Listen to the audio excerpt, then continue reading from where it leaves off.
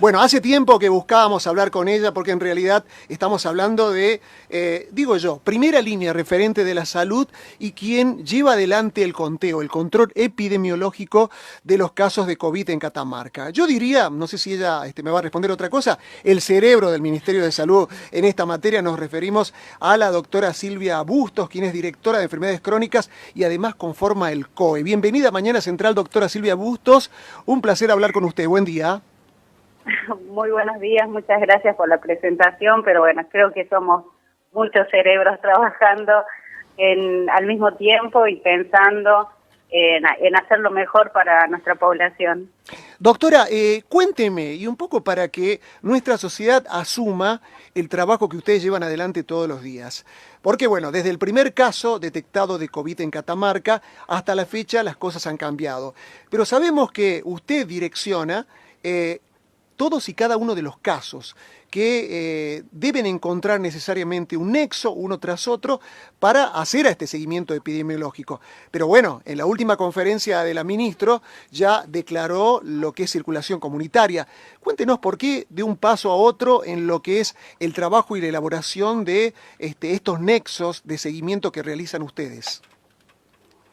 Bueno, la verdad que venimos con un trabajo intenso, bastante arduo, donde no tenemos horario, y bueno, en los últimos casos, en este segundo brote, porque nosotros tuvimos un primer brote que fue en el mes de julio, donde se pudieron identificar específicamente el caso índice, su nexo, y todos sus contactos fueron bien controlados y se pudo controlar ese brote que nos permitió 2 meses sin casos confirmados.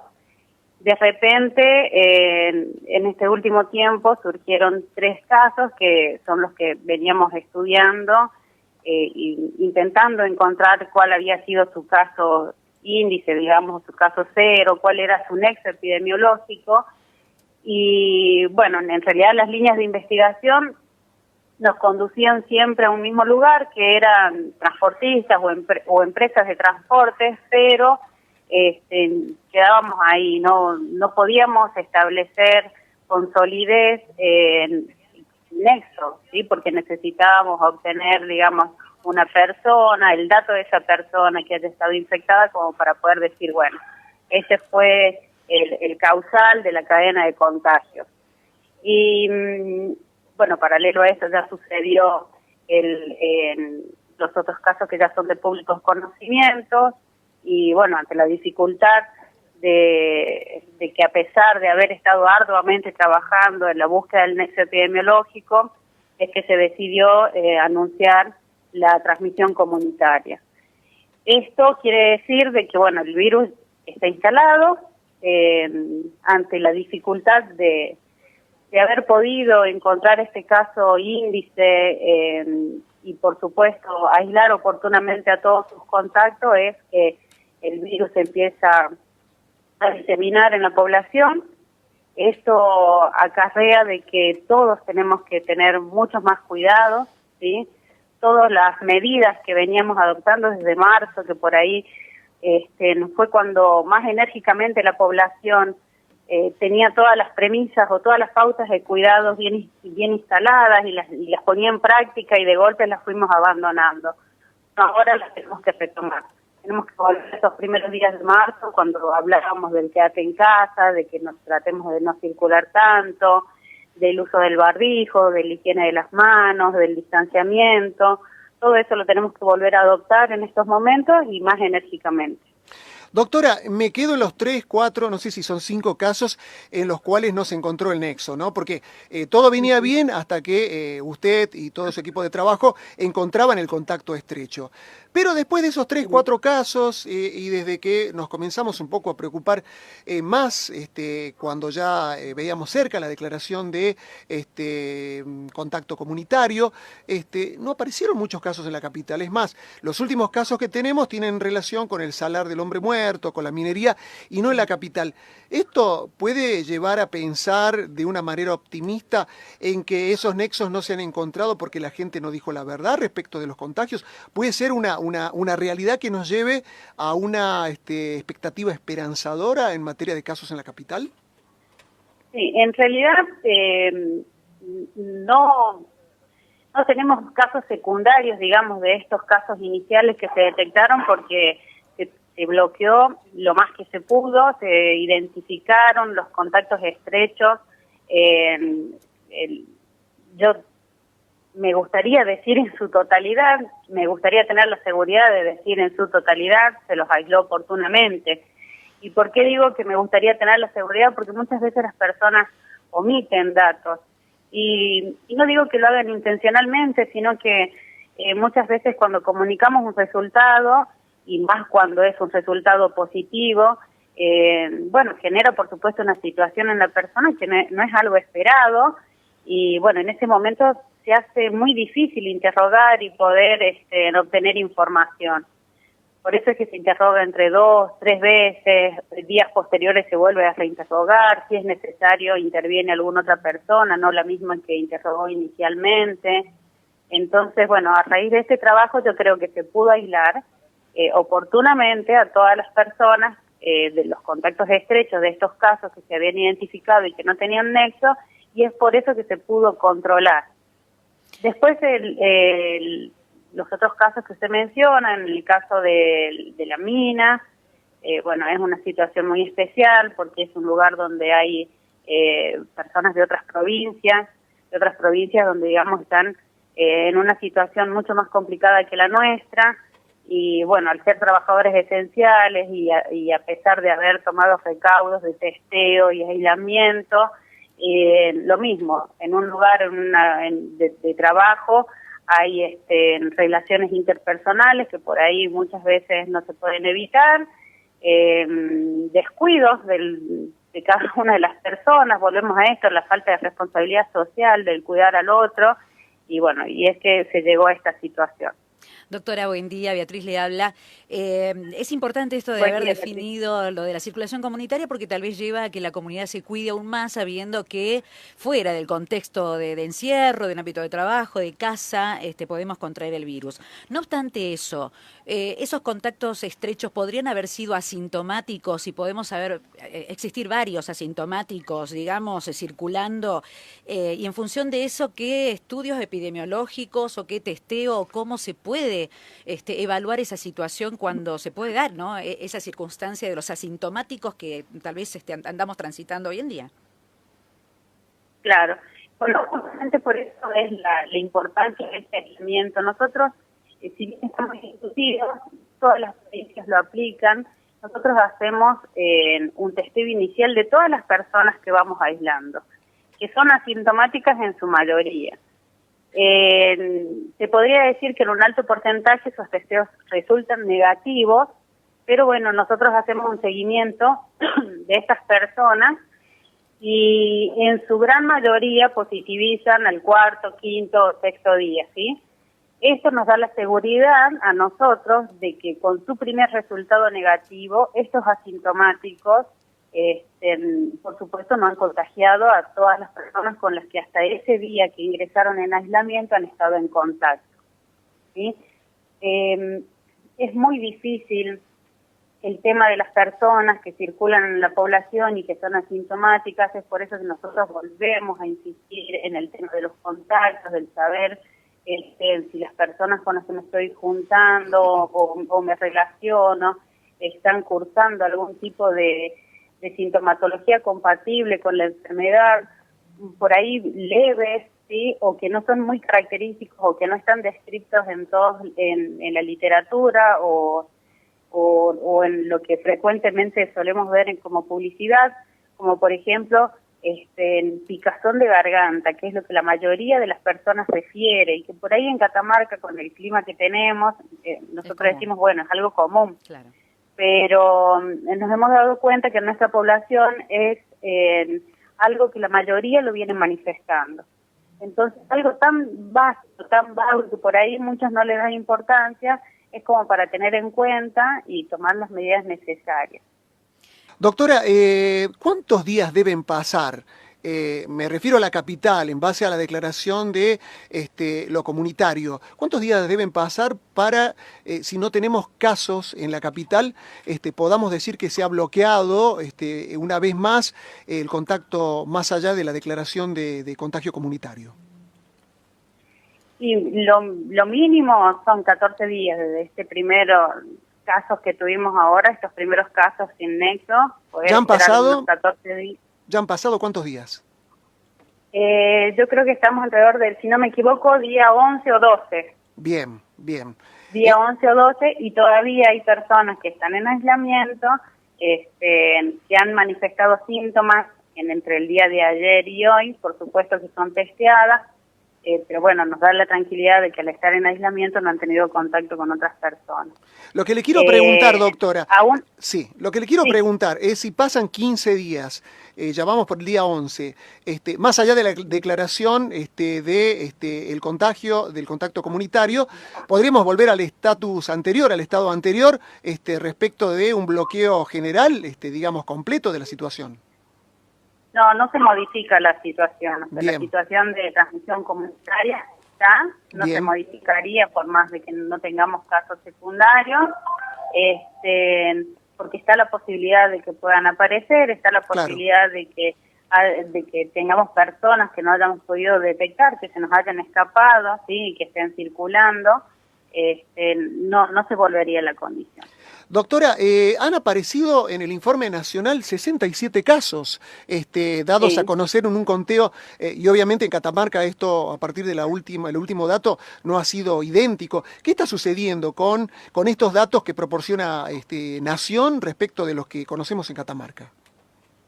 Bueno, en realidad todos los datos que todas las provincias van registrando de los casos positivos se vuelcan en un sistema de vigilancia, un sistema online, y por lo general todas las personas que se cargan como casos positivos se cargan y se vinculan con su lugar de residencia, que figura por supuesto en su documento nacional de identidad. Entonces, de repente tenemos muchas personas que están viviendo en otras provincias y que han sido casos confirmados en otras provincias y que por el domicilio que tienen en su DNI son cargados a la provincia que figura, que es lo que pasa con nosotros, por eso tenemos esa diferencia de 67 casos. De todas formas, acá en la Dirección de Epidemiología tenemos un área que se encarga de ir registrando y de ir identificando a cada una de esas personas. Se busca acá a nivel local los domicilios, se va, se investiga hace cuánto que no se encuentran en la provincia. Y si son personas que ya están residiendo hace muchos años en otros lados, nosotros lo que solicitamos a Nación es que le cambien, modifiquen el domicilio y que ese dato sea modificado y cargado a la provincia donde se encuentra el caso confirmado. Esa es la diferencia que tenemos, no le pasa solo a Catamarca, le pasa a todas las provincias, es un gran problema porque genera desconfianza en la población, porque nosotros manejamos nuestros datos, que son los locales, y por supuesto que Nación maneja los otros datos, que son los cargados en el Sistema Nacional de Vigilancia, y que tiene esta forma particular de cargarlos y de publicarlos. Nobleza obliga, doctora, y se lo digo a usted en esta nota periodística, ¿no? Porque en lo personal vengo escribiendo, vengo hablando del tema como lo hace cualquier ciudadano que opina acerca de las cuestiones epidemiológicas, y en algún momento algún escrito puede haber causado algún tipo de confusión respecto a dónde va dirigido. Creo que la política comunicacional es buena, la del Ministerio de Salud de la provincia, y por lo que conocemos muy profundamente, su trabajo también hace un seguimiento claro y transparente de los casos de COVID. Uno cuando opina tiene que ver un poquito más allá con el tema de decisiones estratégicas en lo político, no en lo sanitario. Lo quería aclarar en esta nota personalmente porque por allí puede causar confusión o algún tipo de desagrado, ¿no? Me parece que la política comunicacional así declara porque la gente debe conocer la realidad de lo que pasa, justamente porque de la realidad vivimos y en base a ella nos comportamos.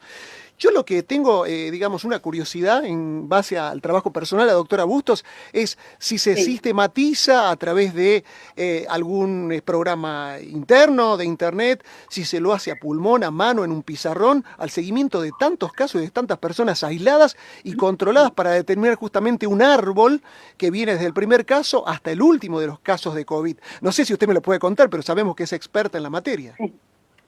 Bueno, antes que nada, agradecerte por lo que acabas de decir. Bien. Es muy importante poder escucharte, porque sí, la verdad, en algún momento nos detenemos en alguna nota y leer algunos comentarios, hasta de la misma gente, hasta puede llegar a doler un poco. Y esto lo digo a modo personal, más cuando uno está tan involucrado y dejando tantas cosas de lado, perdón si me quiebro, como la familia, por supuesto, mis hijas, y bueno, la verdad que estamos dejando todo.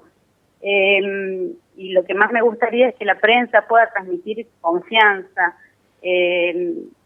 más que nada a la población, que la población crea en lo que estamos haciendo, porque es un grupo humano enorme y la verdad que estamos dejando todo en esto.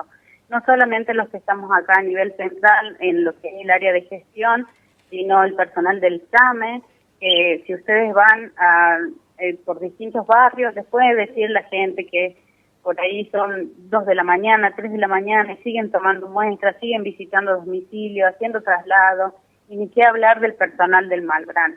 Así que agradezco mucho tus palabras y bueno, la verdad que me reconforta escucharte. Y en cuanto a lo que me preguntabas, bueno, inicialmente es un trabajo a pulmón, a mano, papel, pizarra, donde vamos, cada uno va exponiendo, bueno, lo que nos relata todas las personas que vamos interrogando, y posteriormente todo eso se va, paralelamente, no posteriormente, todo se va cargando en un sistema informático. Que lo tiene a cargo un catamarqueño que en estos momentos está residiendo en Córdoba. Él lo está coordinando y nos colabora mucho el señor Rubén Duso, donde es un sistema más que nada para poder establecer las redes, ¿sí? Las redes de los contactos de todos los contactos de los casos confirmados, donde se puede visualizar también bueno, cuáles son los lugares de contagio, antecedentes laborales, y se va armando todo un árbol, la verdad que magnífico, que ojalá que tengamos la oportunidad en algún momento de poder demostrarlo. Y a la par tenemos un grupo de 6 chicas que conforman lo que yo les llamo mi pequeño call center, que fue una idea alocada que tuve en marzo y que gracias a Dios la señora ministra me escuchó y le dio lugar. Estas chicas hacen lo que se llama traqueo, están continuamente todos los días haciendo el seguimiento telefónico, no solo de los contactos estrechos que se encuentran en aislamiento, sino también de aquellas personas que ingresan a nuestra provincia y que deben cumplir su cuarentena. Silvia, le contamos, estamos en vivo a través de Lancasti Digital con esta entrevista que estamos llevando adelante con usted, tratando de sacarnos dudas, y la gente también quiere sacarse dudas. Por ejemplo, ¿cuán beneficioso puede ser nuestro clima con el ascenso de temperatura? ¿Es real que puede contrarrestar por allí o evitar el mayor contagio? ¿Hay incidencias, mito, realidad? ¿Cómo viene a la mano con eso?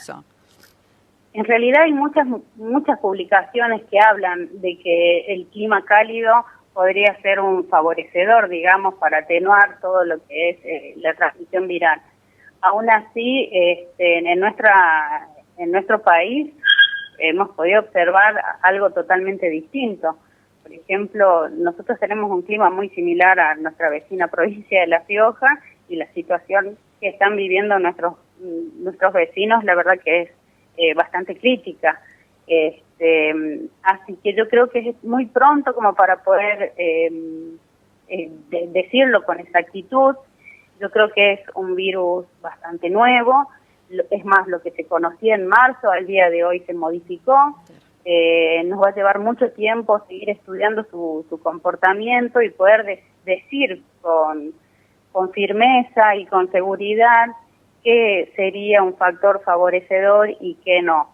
Sí, hay muchas publicaciones que hablan de un clima cálido, hablan también de la humedad, podría ser de que atenúe un poco al virus, pero bueno, vuelvo a repetir, la realidad si miramos a nuestras provincias vecinas es otra.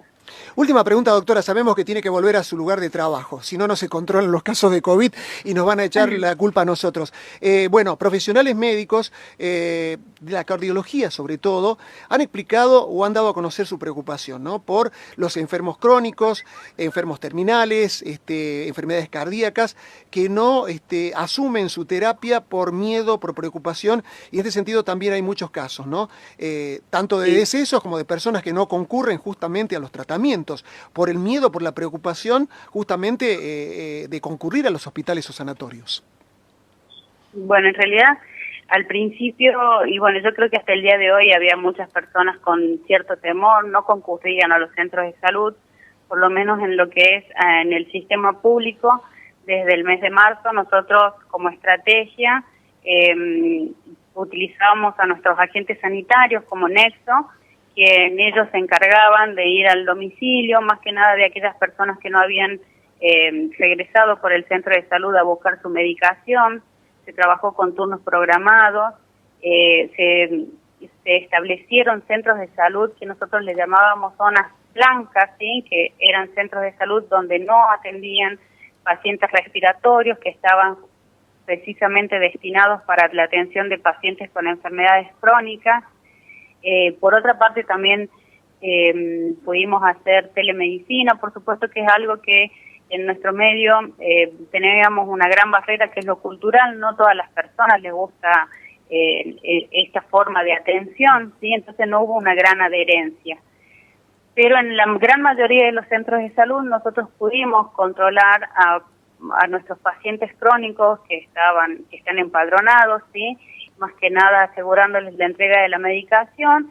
Y cuando se flexibilizaron algunas fases, en el paso de una fase a otra, empezamos a captarlos en domicilio y asegurarles un turno para que vuelvan a control, regresen a control con su médico de cabecera, control de laboratorio en los CAPS más que nada del el norte y sur, que son nuestros centinelas en cuanto a estas patologías y más que nada para el seguimiento de laboratorio.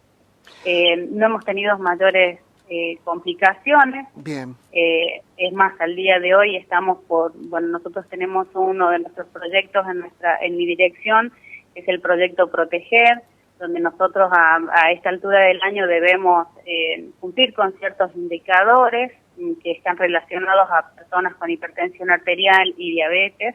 Y bueno, gratamente hemos podido cumplir con todos los objetivos que nos marca el Ministerio de Salud de la Nación, así que desde nuestro punto de vista y a nivel público yo lo veo como muy positivo.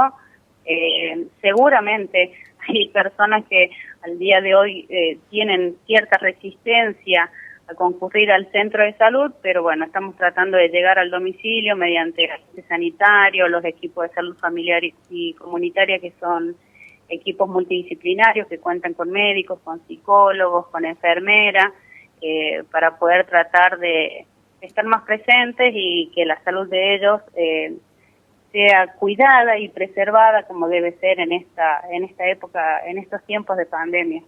Doctora Silvia Bustos, directora de Enfermedades Crónicas y miembro del COE, un placer hablar con usted, ha sido muy amable y muchas gracias por su tiempo. Muchas gracias a ustedes. Que tenga buen día. Hasta luego. Gracias. Somos Mañana Central y estamos en el 98.5 de tu dial y nos seguiste a través del Facebook de Lancasti Digital.